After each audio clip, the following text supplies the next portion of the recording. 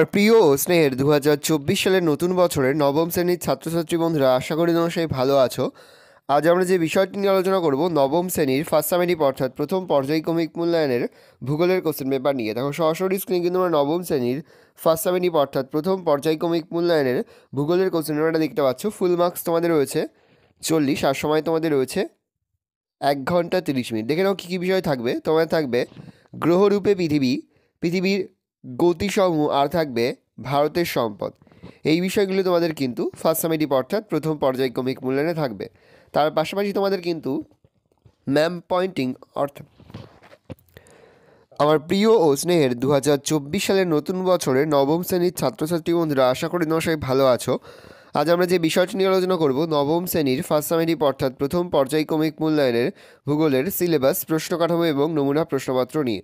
প্রথমে আমরা সিলেবাসটা দেখে নাও কী কী বিষয় তোমাদের ফার্স্ট সামেটিভ অর্থাৎ প্রথম পর্যায়ক্রমিক মূল্যায়নে থাকবে। তোমাদের ফুল মার্কস থাকবে 40 আর সময় তোমাদের থাকবে 1 ঘন্টা 30 মিনিট। তোমাদের থাকবে গ্রহরূপে পৃথিবীর গতিসমূহ, আর থাকবে ভারতের সম্পদ। এই বিষয়গুলো তোমাদের কিন্তু ফার্স্ট সামেটিভ অর্থাৎ প্রথম পর্যায়ক্রমিক মূল্যায়নে থাকবে। আর তোমাদের ভারতের সম্পদ অধ্যায় থেকে ম্যাপ পয়েন্টিং অর্থাৎ মানচিত্র অঙ্কন কিন্তু থাকবে। ভালো করে তোমরা সিলেবাসটা দেখে নাও। এবার আমরা নমুনা প্রশ্নপত্রটা দেখে নেব। দেখো সরাসরি স্ক্রিনে কিন্তু আমরা নবম শ্রেণীর ফার্স্ট সামেটিভ অর্থাৎ প্রথম পর্যায়ক্রমিক মূল্যায়নের ভূগোলের কোশ্চেন পেপারটা দেখতে পাচ্ছ। ফুল মার্কস তোমাদের রয়েছে 40 আর সময় তোমাদের রয়েছে 1 ঘন্টা 30 মিনিট। একের দাগে রয়েছে সঠিক উত্তরটি নির্বাচন করে লেখো। প্রতিটি প্রশ্নে এবার 1 করে 1 × 7 = 7। প্রথম, সৌরজগতের সবচেয়ে নিকটতম ও ক্ষুদ্রতম গ্রহ হলো পৃথিবী, বুধ, শুক্র না শনি? উত্তর হবে বুধ। পরের প্রশ্ন, ভারতের মহাকাশ গবেষণা বিষয়ক সংস্থা নাসা, আইএইউ, ইসরো, আইএনএসএটি? উত্তর হবে ইসরো। তাহলে ভারতের মহাকাশ গবেষণা বিষয়ক সংস্থা হচ্ছে ইসরো, আইএসআরও, ইসরো। পৃথিবীর অনুসুর অবস্থান ঘটে 3রা জানুয়ারি, 4ঠা জুলাই, 21শে মার্চ, 23শে সেপ্টেম্বর? উত্তর হবে 3রা জানুয়ারি। তাহলে পৃথিবীর অনুসুর অবস্থান ঘটে 3রা জানুয়ারি। পরে রয়েছে পৃথিবীর অক্ষটি কক্ষতলের সঙ্গে হেলে থাকে 23.5 ডিগ্রি, 66.5 ডিগ্রি, 70 ডিগ্রি, 90 ডিগ্রি? উত্তর হবে 66.5 ডিগ্রি। পরে হচ্ছে মানুষের অর্থনৈতিক ক্রিয়াকলাপের মূল ভিত্তি হলো জমি, শিল্প, অর্থ, সম্পদ? উত্তর হবে সম্পদ। তাহলে মানুষের অর্থনৈতিক ক্রিয়াকলাপের মূল ভিত্তি হলো সম্পদ। পরে হচ্ছে প্রাকৃতিক সম্পদের উদাহরণ হলো সূর্যরশ্মি, শ্রম শক্তি, প্রযুক্ত, কর্মদক্ষতা? উত্তর হবে সূর্যরশ্মি। পরে হচ্ছে একটি আবর্তনশীল গচ্ছিত সম্পদ হলো কয়লা, কাগজ, খনিজ তেল না তৃণভূমি? উত্তর হবে কাগজ। পরে তোমাদের রয়েছে বিভাগ খ। 2-এর এর দাগে রয়েছে বিবৃতিগুলো সত্য হলে ঠিক এবং অসত্য হলে ভুল লেখো। প্রশ্নের মান 1 করে 1 × 2 = 2। বেডফোর্ড লেভেল পরীক্ষা করা হয় 1875 খ্রিস্টাব্দে? উত্তর হবে ভুল। তাহলে আমরা ভুল লিখব। প্রশ্ন, 2100 শতক বর্ষটি হলো অধিবর্ষ? উত্তর হবে ভুল। পরে রয়েছে উপযুক্ত শব্দ বসিয়ে শূন্যস্থান পূরণ করো। প্রশ্নের মান 1 করে 1 × 2 = 2। প্রথম, জিওট কথাটি প্রথম ব্যবহার করেন বিজ্ঞানী জোহান লিস্টিং। পরে হচ্ছে দক্ষিণ ভারত ড্যাশ শক্তি উৎপাদনে অগ্রগণ্য? উত্তর হবে জলবিদ্যুৎ। পরে রয়েছে স্তম্ভ মেলাও, নিশি সূর্যের দেশ, অনুসুর অবস্থান। আর খ স্তম্ভের হচ্ছে 3রা জানুয়ারি, 4ঠা জুলাই, নরওয়ে। নিশি সূর্যের দেশ হবে নরওয়ে, আর অনুসুর অবস্থান হবে 3রা জানুয়ারি। পরে রয়েছে ডি এর দাগে একটি বা দুটি বাক্যে উত্তর দাও বা একটি বা দুটি শব্দ উত্তর দাও। প্রশ্নের মান 1 করে 1 × 2 = 2। প্রথম, সূর্যের উত্তরায়ণের মধ্যভাগে কোন বিষুব ঘটে? উত্তর লিখবে মহাবিষুব। পরে রয়েছে পৃথিবীর মেরু ব্যাসের মান কত? উত্তর হবে 12,714 কিমি। পরে তোমাদের রয়েছে বিভাগ গ। 3 দাগে রয়েছে নিচের প্রশ্নগুলির উত্তর লেখো সংক্ষেপে। প্রশ্নের মান 2 করে 2 × 3 = 6। প্রথম, পৃথিবীর কোন অঞ্চলে মাধ্যাকর্ষণ শক্তি সবচেয়ে বেশি? উত্তর লিখবে পৃথিবীর মেরু অঞ্চলে মাধ্যাকর্ষণ শক্তি সবচেয়ে বেশি, কারণ এখানে কেন্দ্র বহির্মুখী শক্তি সবথেকে কম ও পৃথিবীর অভিগত গোলাকার আকৃতির জন্য পৃথিবীর কেন্দ্র থেকে মেরু অঞ্চলের দূরত্ব কম, তাই মাধ্যাকর্ষণ বল এখানে সবথেকে বেশি। অথবা দিল জিপিএস কি? জিপিএসের পুরো কথাটি হলো গ্লোবাল পজিশনিং সিস্টেম, যার দ্বারা মানুষের তৈরি 24টি কৃত্রিম উপগ্রহের সাহায্যে ভূপৃষ্ঠের ওপর কোনো স্থানের অবস্থান নির্ণয় করা যায়। জাহাজ চালানো থেকে শুরু করে মিসাইল উৎক্ষেপণ সবেতেই সঠিক দিশা ও নির্ভুল নির্দেশ দিতে জিপিএসের ব্যবহার করা হয়। আমেরিকা যুক্তরাষ্ট্রের প্রতিরক্ষা বিভাগ প্রথম জিপিএস চালু করে। বর্তমানে জিপিএস হ্যান্ডসেট দ্বারা মানচিত্র প্রস্তুত, জরিপ কার্য, ট্রোপোম্যাপ তৈরি, মৌজা ম্যাপ তৈরি, ইঞ্জিনিয়ারিং সার্ভে, শহর পরিকল্পনা সম্ভবপর হয়েছে। পরের প্রশ্ন, পৃথিবীর কোন কোন অঞ্চলে ঋতু পরিবর্তন হয় না? পৃথিবীর নিরক্ষীয় অঞ্চল এবং মেরু অঞ্চলে ঋতু পরিবর্তন হয় না, কারণ এক, নিরক্ষরেখা ও তার নিকটবর্তী অঞ্চলে সূর্যরশ্মি প্রায় সারা বছরই লম্বভাবে পড়ায় এখানে চিরকালই গ্রীষ্ম ঋতু থাকে। অন্যদিকে মেরু অঞ্চলে সূর্যরশ্মি সারা বছরই তির্যকভাবে পড়ায় এখানে সর্বদাই শীতকাল থাকে। অথবাদি রয়েছে, পৃথিবী মহাশূন্যে আবর্তন করছে কিন্তু আমরা ছিটকে বেরিয়ে যাচ্ছি না কেন? ভূপৃষ্ঠে অবস্থান করার সঙ্গে সঙ্গে মানুষ, জীবজন্তু, যাবতীয় বস্তু পৃথিবীর সঙ্গে একই গতিতে আবর্তন করে চলেছে। অন্যদিকে ভূপৃষ্ঠে অবস্থিত সমস্ত বস্তুকে পৃথিবী অভিকর্ষ বলের প্রভাবে নিজের কেন্দ্রের দিকে আকর্ষণ করে বলে দুরন্ত গতিতে ছুটে চলা পৃথিবী পৃষ্ঠ থেকে আমরা ছিটকে পড়ি না। জীবাশ্ম জ্বালানি কাকে বলে? উদ্ভিদ ও প্রাণীর দেহাবশেষ শিলাস্তরের মধ্যে চাপা পড়ে পৌষ্টিভূত হলে তাকে জীবাশ্ম বলা হয়। এই জীবাশ্ম সৃষ্টির সময় জীব দেহাবশেষ ভূ অভ্যন্তরের চাপ ও তাপে এবং রাসায়নিক বিক্রিয়ায় পরিবর্তিত হয়ে যখন জ্বালানি খনিজে পরিণত হয় তখন তাকে জীবাশ্ম জ্বালানি বলে। উদাহরণ, কয়লা, খনিজ তেল ও প্রাকৃতিক গ্যাস। অথবাদি রয়েছে, কালো হিরে কাকে কেন বলে?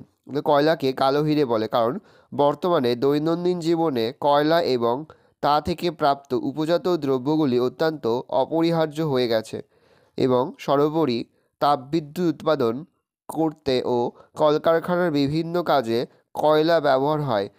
হিরে যেমন মূল্যবান পদার্থ, ঠিক তেমনই ব্যবহারগত দিক থেকে কয়লা অত্যন্ত মহার্ঘ বস্তু এবং কয়লার রং কালো, তাই হীরের সঙ্গে তুলনা করে কয়লাকে কালো হিরে বলে। পরে তোমাদের রয়েছে বিভাগ ঘ, 4 দাগে রয়েছে নিচের প্রশ্নগুলির উত্তর লেখো। বিকল্প প্রশ্নগুলি লক্ষণীয়। প্রশ্নের মান 3 করে, 3 × 3 = 9। প্রথম, টিকা লেখো অন্তস্থ গ্রহ। সৌর পরিবারের যে গ্রহগুলি সূর্যকেন্দ্রিক কক্ষপথের ভিতরের দিকের 7,000 কোটি কিমি দূরত্বের মধ্যে অবস্থান করছে তাকে অন্তস্থ গ্রহ বলে। বৈশিষ্ট্য: 1. অন্তস্থ গ্রহগুলির পারস্পরিক দূরত্ব কম। 2. এই গ্রহগুলির আকার বা ক্ষেত্রমান ছোট। 3. সূর্যের নৈকট্য হেতু এই গ্রহগুলির উষ্ণতা বেশি। 4. এদের উপগ্রহের সংখ্যা কম, যেমন বুধ ও শুক্র গ্রহের উপগ্রহ নেই, পৃথিবীর একটি মাত্র উপগ্রহ এবং মঙ্গলের 2টি। 5. সৌর পরিবারের একমাত্র অন্তস্থ গ্রহ পৃথিবীতে প্রাণের সঞ্চার ঘটেছে। উদাহরণ, সৌর পরিবারের অন্তস্থ গ্রহের সংখ্যা 5টি, যথা বুধ, শুক্র, পৃথিবী ও মঙ্গল। অথবাদি রয়েছে, পৃথিবীর আকৃতি অনুধাবনে জিপিএস কীভাবে সাহায্য করে? মহাকাশে প্রেরিত একাধিক কৃত্রিম উপগ্রহের সাহায্যে ভূপৃষ্ঠের কোনো স্থানের অবস্থান নির্ণয়ের কৌশলকে গ্লোবাল পজিশনিং সিস্টেম বা জিপিএস বলে। লিখিত উপায়ে জিপিএস সাহায্য করে। 1. এই জিপিএসের সাহায্যে পৃথিবীর কোনো অংশের সঠিক অবস্থান যেমন জানা যায়, তেমনই পৃথিবীর প্রকৃত আকৃতিও সঠিকভাবে জানা যায়। 2. ভূপৃষ্ঠের 2 বা ততোধিক স্থানের উচ্চতার কয়েক সেমি উষ্ণতার পার্থক্য জানা যায়। 3. কৃত্রিম উপগ্রহের পর্যবেক্ষণ বিন্দুর স্থানাঙ্ক পাওয়ার জন্য জিপিএসের প্রয়োজন হয়। কোনো একটি ক্ষুদ্র অঞ্চলের প্রতিকৃতি তথা আকৃতিগত পরিবর্তন খুব সহজেই এর সাহায্যে নির্ণয় করা যায়। 4. মহাকাশে কৃত্রিম উপগ্রহগুলি প্রদক্ষিণ করতে করতে সেন্সরের মাধ্যমে সিগন্যাল প্রেরণ করা হয় এবং তা ভূপৃষ্ঠের সংগ্রাহকের মাধ্যমে সংগ্রহীত হয়। এভাবে কোনো স্থানের অবস্থান সংক্রান্ত তথ্য সংগ্রহ করা হয়। অপসূর ও অনুসূর অবস্থান বলতে কী বোঝো? সূর্য থেকে পৃথিবীর গড় দূরত্ব প্রায় 15 কোটি কিলোমিটার হলেও পৃথিবীর উপবৃত্তাকার কক্ষপথের একটি নাভিতে সূর্য অবস্থান করায় পৃথিবী থেকে সূর্যের দূরত্বের হ্রাস বৃদ্ধি ঘটে। এটি বোঝানো হয় অপসূর ও অনুসূর অবস্থান দিয়ে। যেমন, অপসূর অবস্থান পরিক্রমণের সময় 4 জুলাই পৃথিবী থেকে সূর্যের দূরত্ব বা সূর্যের রৈখিক দূরত্ব বৃদ্ধি পেয়ে দাঁড়ায় 15 কোটি 20 লক্ষ কিমি।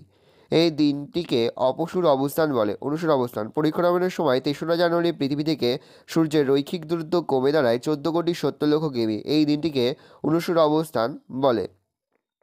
এই লেখাটার সঙ্গে অবশ্যই কিন্তু অপসূর এবং অনুসূর অবস্থানের চিত্রটা কিন্তু দিতে হবে, তাহলে কিন্তু ফুল মার্কস তোমরা পাবে। অথবা দিয়ে রয়েছে রবি মার্গ বা সূর্যের আপাত বার্ষিক গতি কাকে বলে? উত্তর লিখবে রবি অর্থে সূর্য এবং মার্গ অর্থে পথকে বোঝানো হয়। আপাত দৃষ্টিতে যে বার্ষিক গতিপথে সূর্যকে পৃথিবীর চারিদিকে সঞ্চারণশীল বলে মনে হয় তাকেই রবি মার্গ বা সূর্যের আপাত বার্ষিক গতি বলে। সৃষ্টি: পৃথিবী তার উপবৃত্তাকার কক্ষপথে 66.5 কোণে হেলে সূর্যকে প্রদক্ষিণ করায় রবি মার্গ সৃষ্টি হয়। সময়কাল: 22 ডিসেম্বর থেকে 21 জুন পর্যন্ত উত্তরায়ণকালে সূর্যের কর্কটক্রান্তি রেখামুখী এবং 21 জুনের পর থেকে 22 ডিসেম্বর পর্যন্ত দক্ষিণায়নকালে সূর্যের মকরক্রান্তি রেখামুখী বিচরণের জন্য এই অবস্থার সৃষ্টি হয়। প্রশ্ন: দক্ষিণ ভারতে নদীগুলি জলবিদ্যুৎ উৎপাদনের পক্ষে অনুকূল হওয়ার কারণ বর্ণনা করো। দক্ষিণ ভারতে জলবিদ্যুৎ কেন্দ্র স্থাপনের সুবিধা। বন্ধুর ভূমিরূপ: দক্ষিণ ভারতের ভূমিরূপ যথেষ্ট বন্ধুর প্রকৃতির হওয়ায় এখানকার নদীগুলি বেশ খরস্রোতা, তাই এখানে জলবিদ্যুৎ কেন্দ্র স্থাপন সহজসাধ্য। 2. কঠিন শিলাস্তর: দক্ষিণ ভারতের বেশিরভাগ অঞ্চলের শিলাস্তর প্রাচীন আগ্নেয় শিলায় গঠিত হওয়ায় অঞ্চলটি যেমন স্থিতিশীল তেমনি স্বল্প ভূমিক্ষয় সম্পন্ন। 3. জলাধার নির্মাণের সুবিধা: দক্ষিণ ভারতে অপ্রবেশ্য শিলাস্তর থাকায় এখানে বিশাল জলাধার নির্মাণ করার সুবিধা রয়েছে, ফলে এই জলাধারে বৃষ্টির জল ধরে রেখে সারা বছরই বিদ্যুৎ উৎপাদন করা সম্ভব হয়, যার স্বল্প ভূমিক্ষয়। দাক্ষিণাত্য মালভূমির কঠিন শিলা সহজে ক্ষয় হয় না, ফলে এখানে নদীর জল যেমন পলিমুক্ত তেমনই নদী বাঁধগুলিও সুরক্ষিত থাকে ও অন্যান্য শক্তি সম্পদের অভাব। দক্ষিণ ভারতে কয়লা, খনিজ তেল, প্রাকৃতিক গ্যাস প্রভৃতি অন্যান্য শক্তি সম্পদের অভাব থাকায় জলবিদ্যুৎ কেন্দ্র স্থাপন এখানে অত্যন্ত লাভজনক। 5. বিপুল চাহিদা: দক্ষিণ ভারতে বিভিন্ন শিল্পক্ষেত্রে বিশেষত ইলেকট্রনিক্স শিল্পে এবং আধুনিক নগর ও শহরগুলিতে জলবিদ্যুতের বিপুল চাহিদা রয়েছে। মূলধন বিনিয়োগ: স্বাধীনতা লাভের পূর্বেই দক্ষিণ ভারতের রাজ্যগুলি জলবিদ্যুৎ উৎপাদনের জন্য প্রচুর অর্থ বিনিয়োগ করে, ফলে প্রাথমিক মূলধনের কোনো অভাব ঘটেনি। অথবা রয়েছে বর্তমান ভারতে অচিরাচরিত শক্তি সম্পদের উপর অধিক গুরুত্ব দেওয়া হচ্ছে কেন? বর্তমানে ভারতে চিরাচরিত তাপবিদ্যুৎ, জলবিদ্যুৎ ও পারমাণবিক বিদ্যুৎ অপেক্ষা অচিরাচরিত শক্তি থেকে বিদ্যুৎ উৎপাদনের উপর অধিক গুরুত্ব দেওয়া হচ্ছে। কারণ 1. ক্ষয়িষ্ণু শক্তি সম্পদ: কয়লা, খনিজ তেল, প্রাকৃতিক গ্যাস, পারমাণবিক খনিজ ব্যবহারের ফলে দ্রুত নিঃসৃত হয়ে যাচ্ছে, তাই বিদ্যুৎ উৎপাদনে সৌরশক্তি, বায়ুশক্তি, ভূতাপ শক্তি প্রভৃতির ওপর নির্ভরশীলতা বৃদ্ধি পাচ্ছে। 2. অফুরন্ত অচিরাচরিত শক্তি: অচিরাচরিত শক্তি সম্পদগুলি ব্যবহারের ফলে শেষ হওয়ার কোনো সম্ভাবনা নেই, তাই এর গুরুত্ব বৃদ্ধি পাচ্ছে। 3. পরিবেশ দূষণ কম: অচিরাচরিত শক্তি সম্পদগুলি ব্যবহারের ফলে পরিবেশ দূষিত হয় না, তাই এই পরিবেশ বান্ধব সম্পদ ব্যবহারে অধিক গুরুত্ব দেওয়া হচ্ছে। সীমিত জলবিদ্যুৎ: জলবিদ্যুৎ পরিবেশ বান্ধব ও প্রভাবমান সম্পদ হলেও ভারতে অর্থ ও সঠিক পরিকল্পনার অভাবে এর উৎপাদন সীমিত। 5. ব্যয় কম, দাম কম: এই বিদ্যুৎ কেন্দ্র স্থাপনের ব্যয় বেশি হলেও পরবর্তীকালে উৎপাদন খরচ খুব কম, ফলে এই বিদ্যুতের বাজার মূল্য অনেক কম, সহজলভ্য। অচিরাচরিত শক্তি উৎসগুলি সর্বত্রই সহজলভ্য এবং এর পরিবহন খরচ তেমন নেই, ফলে আমাদের দেশে অচিরাচরিত শক্তি সম্পদের ব্যবহারিক গুরুত্ব ধীরে ধীরে বৃদ্ধি পাচ্ছে। পরে তোমাদের রয়েছে বিভাগ উঙ্গ। 5 দাগে রয়েছে যে কোনো একটি প্রশ্নের মান রয়েছে 5। প্রথম, সৌরজগতের একমাত্র পৃথিবী গ্রহেই প্রাণের সঞ্চার ঘটেছে কেন? ভালো করে উত্তরটা দেখে নাও, আমি আর মুখে বলছি না, মুখে বললে ভিডিওটা বড় হয়ে যাবে, ফলে তোমাদেরই অসুবিধা হবে। আমি আস্তে আস্তে স্ক্রল ডাউন করছি, তোমরা কিন্তু অবশ্যই ভিডিওকে থামিয়ে বা স্ক্রিনশট নিয়ে কিন্তু সম্পূর্ণ উত্তরটা তোমাদের খাতে নোট ডাউন করে নেবে। 1 দিয়ে পয়েন্ট করবে অনুকূল অবস্থান, বা তোমরা লিখতে পারো অনুকূল প্রাকৃতিক অবস্থান, ভালো করে দেখে নাও। 2 দিয়ে লিখবে আকৃতিগত পার্থক্য।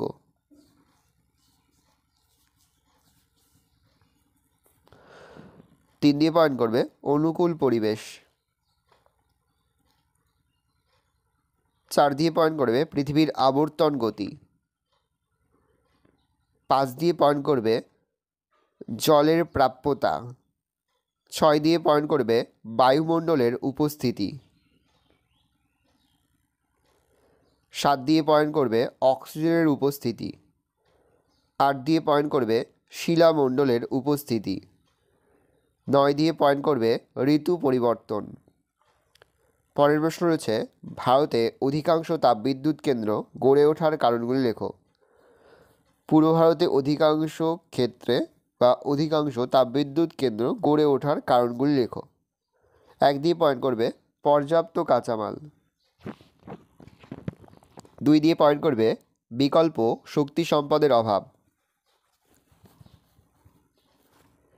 3 দিয়ে পয়েন্ট করবে বিদ্যুতের ব্যাপক চাহিদা। 4 দিয়ে পয়েন্ট করবে উন্নত পরিবহন ব্যবস্থা। 5 দিয়ে পয়েন্ট করবে সুলভ ও দক্ষ শ্রমিক।